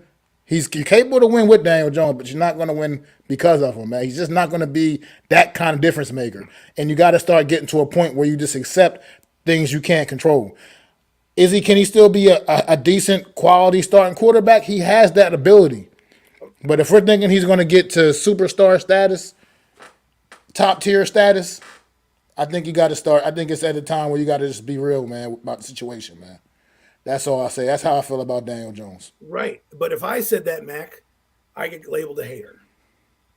All right, NYG, thanks for joining, man. I know you got stuff to go eat. And before you start talking real quick, I do remember a time when you were as critical of Daniel Jones as anybody I knew. So I can vouch for that. And but then why? Then if he was so critical of him, then why me being critical now and saying exactly what Mac is saying and giving you stats and figures that I'm a hater? Please enlighten. Yo, can y'all hear me? Yes, we got you, bro. Yeah. What I was saying, Adam, to be honest with you, bro, is your takes are far left. Like I try to be somewhere in the middle, particularly when it comes to Daniel Jones. Like I don't make videos boosting up Daniel Jones like some creators do. I don't do all that. You know me. I don't do all that. I'm not. But what I did realize is that this guy is capable, much like other quarterbacks you look around the league. Nobody thinks Kirk Cousins is great. I don't think Jalen Hurts is that good, to be honest with you. I think he's a product of the system. You know what I'm saying? And there's certain other quarterbacks that you can go on and you can say that. You know what I'm saying? And that's all I'm saying. I think the Giants can win with Daniel Jones. I don't think that but that's he's an extraordinary quarterback or he's an elite level quarterback or he's Patrick Mahomes or he's whatever your guy is, Herbert, whoever. I never said that. I'm saying that they can win with him. But what your guys are saying in the left side of the Giants fan base is saying is that my own category. Don't tell me left. Go ahead. Yeah, but what most of the people are saying is that he's he's trash, he's garbage. And that was the take that I came in with at first. And Mac knows that. That's why it was a good point that he brought that up. That was the take that I came with at first. But when I started watching film, you talking about watching film, why don't you do film studies with Big Pat and Coach Ed? You know, those are people that's in our community. That's part of the Big Blue crew. You know, you're watching these other guys. That's cool and dandy, man. But do film studies with your people. You know what I'm saying? Do on my own. Like I can watch the film. I watched That's I watched cool. the game again, and see. Here's the thing. Here, let me break you down to my methodology, my thinking, because I think a lot of people don't understand where I'm coming from. So I watch film. I understand. I've studied. I'm a nut, just like everybody else on this damn Big Blue Crew hardcore network panel. Okay, I thought Daniel Jones had some good traits coming out. I was one of the guys who's like, he wouldn't be that bad as a Giant Blue. And he came there. Then I saw some traits, and I read some notes, and I did some research, and I thought about it, and I came to this conclusion like, he's only going to be so good. He's not going to be this great quarterback that we're hoping he's going to be. He may not even be Eli Manning. He's going to be average.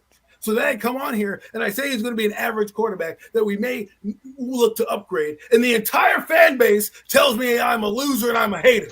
I got people in the same community telling me that this guy is going to throw for 4,000 yards when I said he might not. I got everybody coming at my neck for something I said that Mac just said in 3 sentences. Mac just said that he was an average guy. You even said it yourself that he ain't the greatest quarterback. So I'm sorry if I want to go look for an upgrade at the quarterback position, a guy that I know that can beat Jalen Hurts, that I don't need to worry about or rely on, or I know that's going to bring me back from 3 touchdowns down. Because all this perfect world that we're talking about, it doesn't happen in the NFL. You're not always going to get the Ravens defense. You're not always going to get the Buccaneers defense to carry you to a Super Bowl.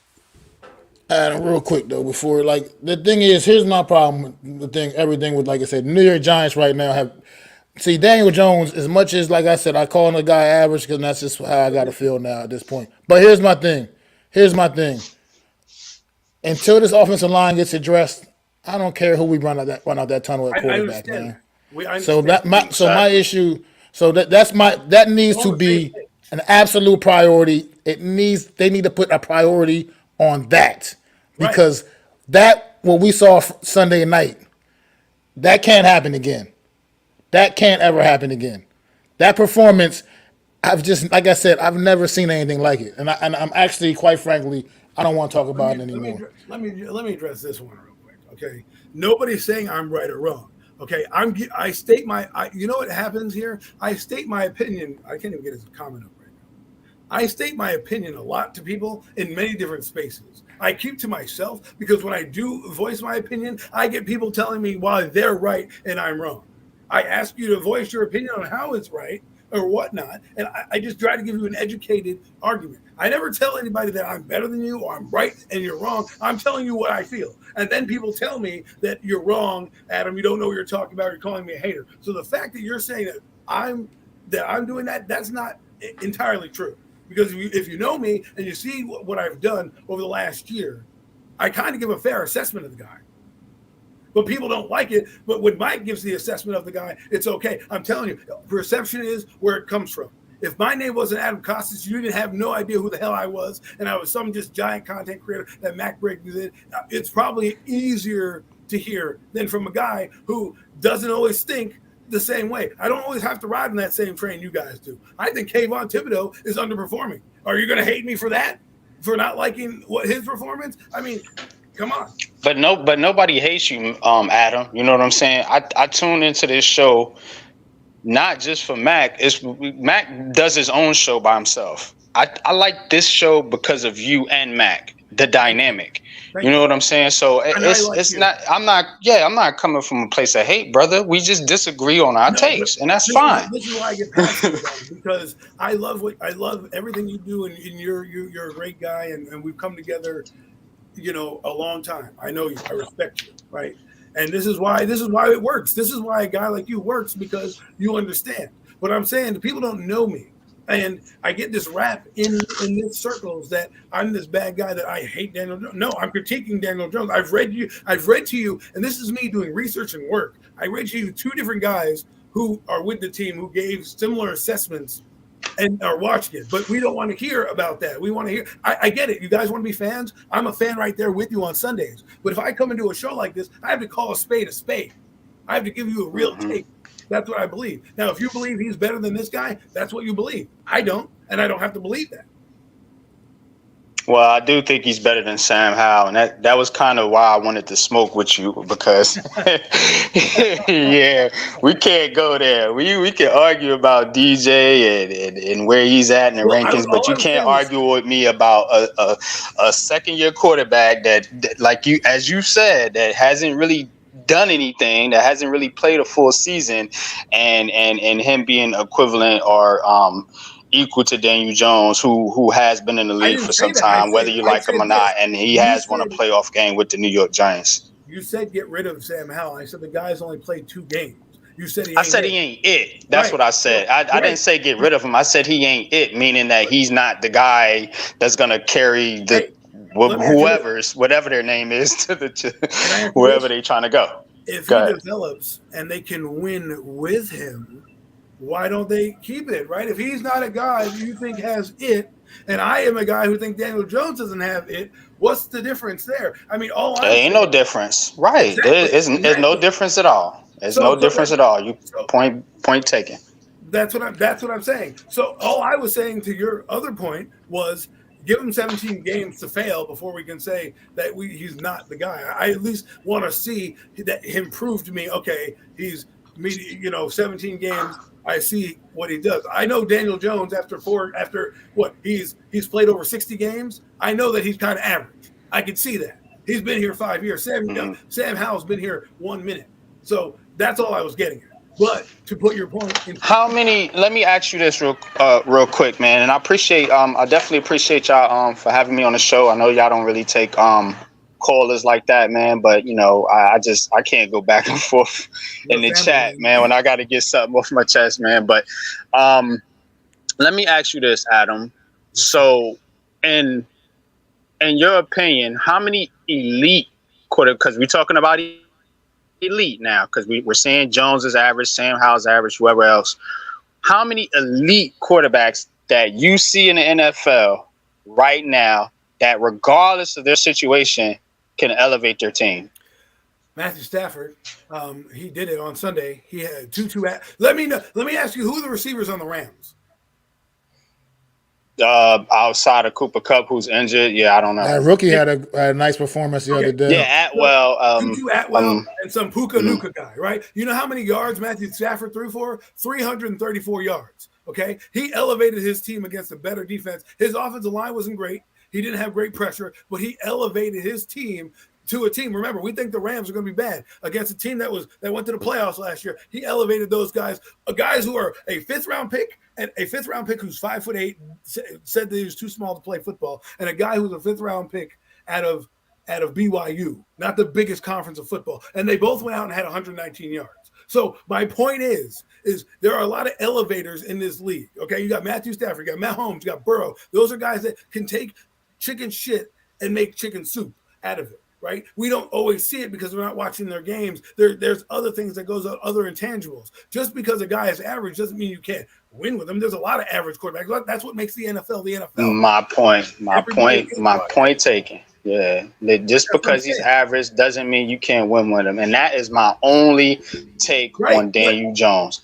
I think the Giants can win with Daniel Jones, but it has to be perfect as their quarterback. It has to be perfect. You have to be the 49ers to win with Daniel Jones because you need the offensive line to be perfect. You need the defense to be perfect. And then all he has to do is throw it to the receivers, to Debo Samuel. But check it out, Adam. If you swap out Mahomes or Burrow with this New York Giants team, you think they're beating Philly or San Francisco? I don't think so. I think we have a good chance. I don't think so. How do you know? I mean, Deshaun Watson had a terrible team, and he still threw 4,800 yards. And that guy was in every game. You know what I mean? It's not his fault they couldn't lead. We can't. But they couldn't win anything, though. That's my point. To win in the NFL, you need a complete team. Because we're going places like as far as with the team.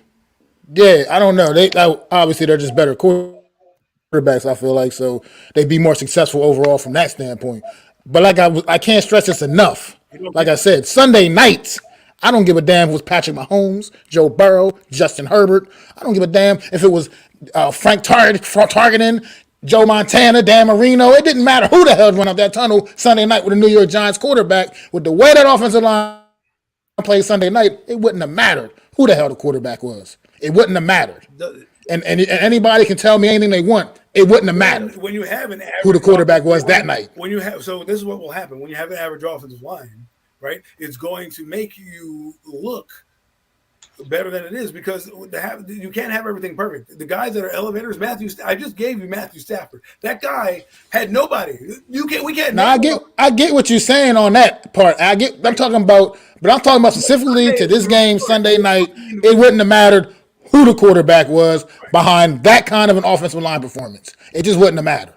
Not that particular night. I'm not saying the overall picture, the overall makeup of the team. You know what I mean? I'm talking about that particular night on Sunday night, what we saw Sunday night. It wouldn't have mattered who the quarterback was running out that locker room. I think we're missing on that particular night. I think we're missing the real problem is the defense. They did enough to win the game, but they didn't do enough to keep us in the game. Like, I got to see more out of Kayvon Thibodeau. I got to see more out of Azeez Ojulari. That I agree on. I agree on. And you know, Azeez apparently is hurt now. He's got a hamstring injury. Look, like this guy, man. I mean, wow, this guy. Here's the thing I'll say about the defense, though. For the defense, I'm sorry. Say for the defense, real quick, in the pass rush.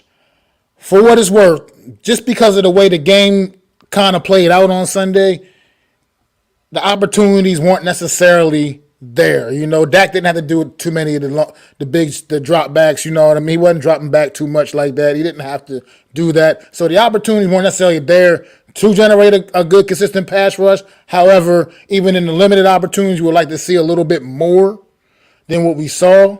But like somebody said it best, you would like to see him at least a couple of times win quick, even though Dak was doing mostly little quick 3-step drops and shit like that. You would like to see him win quick a couple of times, as opposed to the nothing we got. But at the end of the day, I still believe the defense overall, especially the early point in the game, we're doing enough to keep this football team in the game.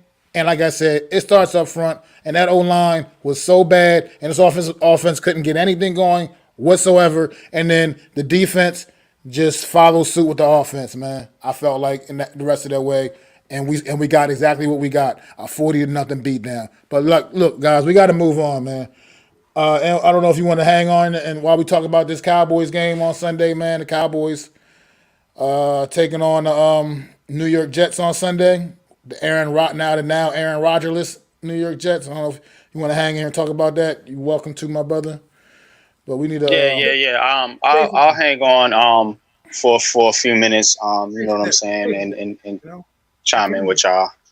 I appreciate y'all letting me on the panel, man. Definitely appreciate that, man. Hey, listen, man. There's always room at the table for you. All right. You want to start, Adam? How you feel about this Cowboys Jets game that lost its luster a little bit? Man. It sucks because I really wanted to watch Aaron Rodgers, but I think the Cowboys are going to win this game, unfortunately, because Rodgers will not be in the game, but it's going to be a battle of two great defenses. Like, I cannot wait. If you like defense, chime into this game because this is where you're going to find out about the Cowboys, because if they go under siege, that defense is going to be something legit. Now, offensively, the Jets are going to struggle. They struggle with the Buffalo Bills, who don't have the same kind of pass rush as the Cowboys, and Micah Parsons is that guy.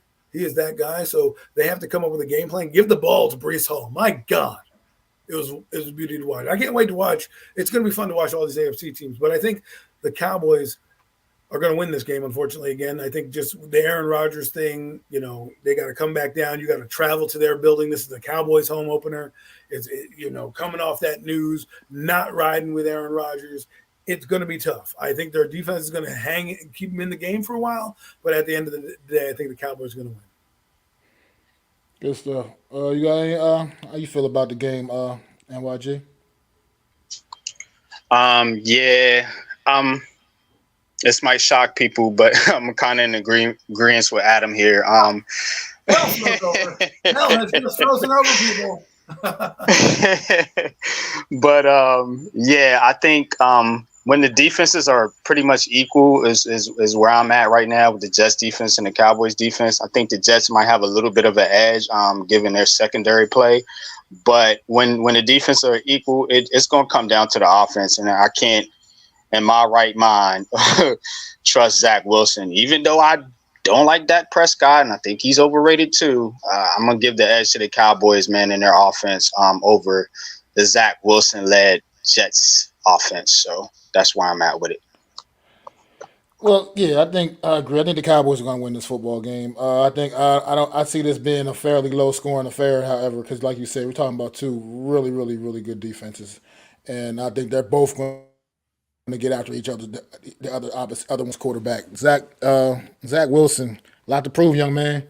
Ball's back in your hand. You got another opportunity when you probably didn't think you had one at all. You probably thought you were just going to be stuck sitting behind Aaron Rodgers for the next couple of years. Cracking jokes. Now you got an opportunity again. What are you prepared to do? That's what it's going to come to. What are you prepared to do? Because y'all didn't win that game on Monday night because Zach Wilson went out there and played lights out football. Because he played the whole damn game, essentially.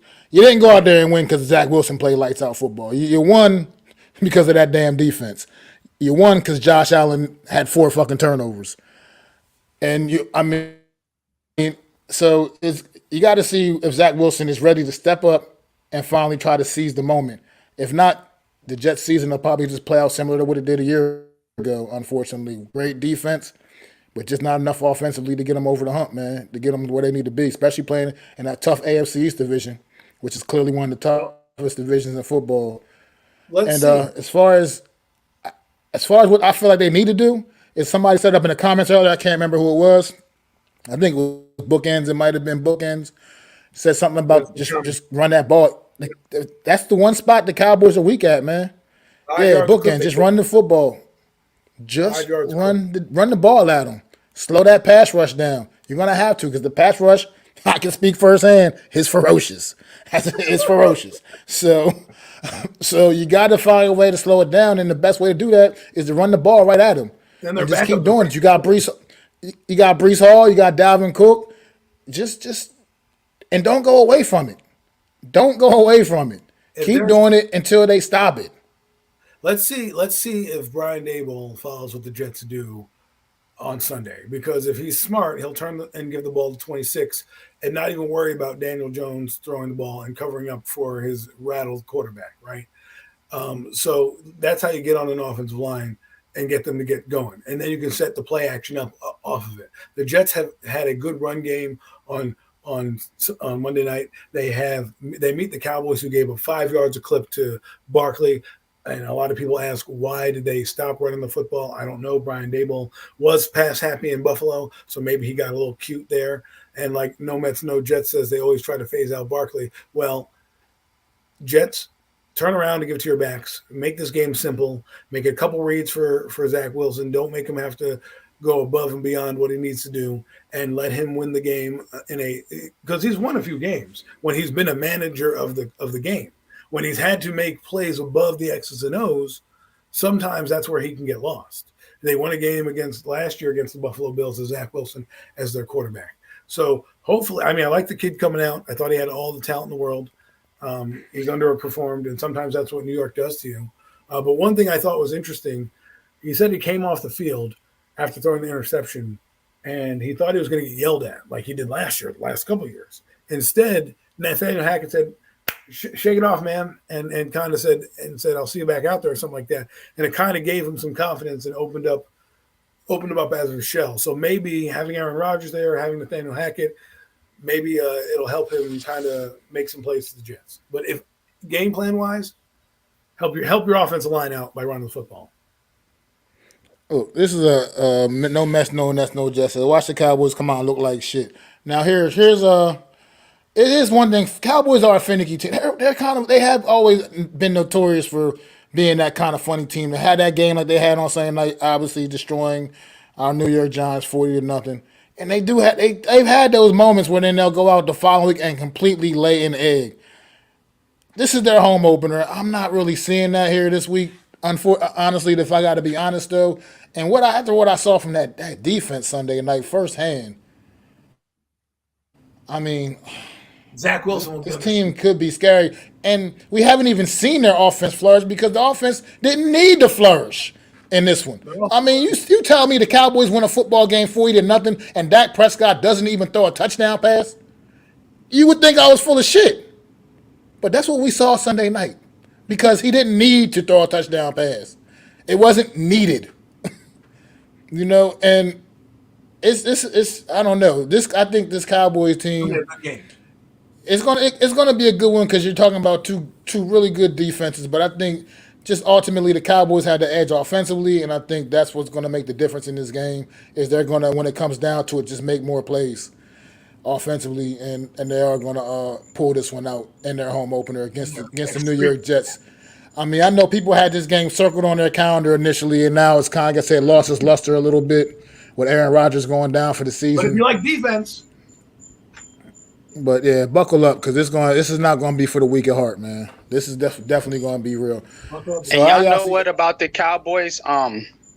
That a lot of people don't talk about is their defense feeds off turnovers. And I said this in one of my videos, man, that the Cowboys are a front running team. So if the Jets can control the football and not make mistakes, Zach Wilson looking directly at you, they'll have a definite chance to win this game, man. But if they go out there like the Giants, man, and get a pick six, a fumble, or something like that, it's gonna be a wrap. It's gonna be a wrap because that's the type of team. I figured out who Dallas is. They're a front running team. If they get up on you early, they're gonna push that gas pedal. You know what I'm saying, and finish you off. But if you hang around in the game, yeah, that's a team you can beat definitely in the fourth quarter, man, because they're going to be the ones that make mistakes when the game is close. So just keep an eye on that, man. But that being said, I still think Dallas will probably end up winning this game. Yeah, a lot of people were confused by that, bookends. He's still not sure why we abandoned the run so quickly. Our first drive was mostly running. That should have been what we did. I mean, it was some good runs by Saquon Barkley on that first drive. Some good scrambles by Daniel Jones. Unfortunately, scrambles because he had to. But at the end of the day, it was effective on that first drive. We got downfield, and then that's when the mistakes, the false start, Andrew Thomas, the botch snap by JMS, the blocked field goal, and then as we know from there, no more recovery from that. We never recovered from that at all. That sequence, it was like that was it, lights out. That sequence, the snowball was in full effect, and it was going down the mountain extremely fast. And as you saw, we just never got into the game at all. We never recovered from that, and that's also, that was also a thing about the Giants that disappointed me on Sunday too. Was the fact that how we kind of just took ourselves out of the game so quickly. I mean, things aren't going to always go your way, but you got to keep fighting, man. I mean, we went into you give up 2 touchdowns that weren't even offense. The Cowboys' offense didn't even score. Their special teams, their defense. Our defense is holding their offense to a field goal. And against the Cowboys offense, that's pretty damn good. If you can hold the Cowboys offense to field goals, you kind of should feel good about yourself a little bit as a defense, kind of, if you can hold them and keep them out the end zone. But we just let them just pile on, let our own mistakes, self-inflicted wounds. Expect the rookies to have those little few hiccups with the penalties and whatnot. But overall, I wasn't mad at the rookies. They played pretty well overall. If you really go back and look at the game, Deontay Banks, Trey Hogan. They didn't really play too bad considering the caliber receivers they were going against. So at the end of the day, I look forward to seeing those guys continue to blossom. But we got to get more. What's going on, Randy? We got to get more out of the guys that we truly really are really counting on, the big dogs up front that we've been talking about all summer. Because I was disappointed with their performance because I didn't see enough from those guys, man. Dexter Lawrence got paid. Leonard Williams, expect more from guys like that. Kayvon, Aziz, got to get more from these guys up there. New York Giant Nation, New York Giants, man. It's not acceptable. Like I said, you can't have performances like you had Sunday night. So honestly, like I said, I don't know anything about you against the Cardinals, but we'll see, man. We will see. And if you lose to the Cardinals, it's going to be a long, long season. That's all I got to say about that. About to get ready to wrap it up. You guys got any final thoughts? Listen, man, you got to win on Sunday. Right the ship, get back. Because going 0-2 to San Francisco, you're all but kiss yourself goodbye. So go in there with a little momentum. Unfortunately, the injury list looks long, and they're probably going to sit a lot of guys because they think they might be reading the press clippings. They think that they're going to be better than this team. Hopefully, it doesn't come back to bite them, and try to get a victory on Sunday. Yeah, I just think if the Giants do, as you guys said, what the Jets did to Buffalo and run the football, I think they'll be fine in this game. I think they'll be fine in this game. And, quarterbacks got to play mistake-free football, So, yeah, I'm putting that on Daniel Jones. For the record, Adam, he's got to play mistake-free football. But he's going to do that against Arizona. Turn it over. Let's see if he does that against We don't know that, though. We don't know that. You know what I'm saying? We don't know because the NFL is a funny sport. It's about parity. So, teams are closer than we think. It's not like the NBA where clearly one team's better than the other. It's the NFL is different. So, from any given week to week, things can happen. But the Giants got to go in there and focus. And I'm going to put this one on Brian Daboll.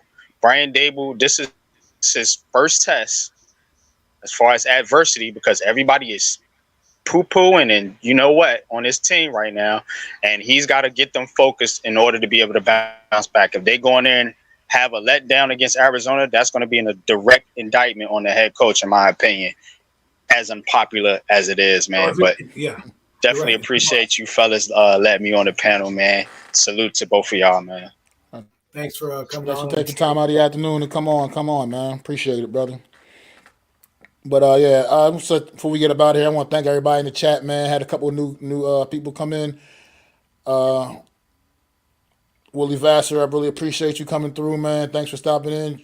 Sub up if you haven't already. To myself, Adam, Unpopular Opinion. Really appreciate you guys. No mess, no Nets, no Jets. As always, holding down the chat. Reality Check, also known as AK, my guy. Y'all was in here holding down the chat the whole way. I appreciate y'all, man. Randy just popped in. Good to see y'all. Bookend tackles, man, guys. And I know I can't get to everybody, man, but you guys, I appreciate you all tuning in to another edition of the Real Deal NFC East Roundup. And me and Adam will be right back here next Wednesday, breaking down all the Week 2 action for y'all, man. So, and definitely check out Premium Takes Friday night. Me, Adam Costas, and our guy Zion Zenith be just breaking down Week 1 in general across the whole league, some of our takeaways, and previewing a little bit of the Week 2 action as well. So definitely tune in for that one, man, on Premium Takes Friday night, 9 p.m. Until next week, fellas, it's your boy Mac the Giants fan, my guy, the super dope co-host Adam Costas, and this has been another edition of the Premium Takes podcast, man. Peace. I'd like to thank you all for listening. If you was feeling this, please take time to subscribe and smack them likes. Feel free to drop a comment. Let me know what you think. Don't forget to ring that bell so you know when I'm dropping new content. It's your boy, Mac the Giants fan. You can find me on Twitter, YouTube, and Facebook at Mac the Giants fan. That's MacDa Giants fan.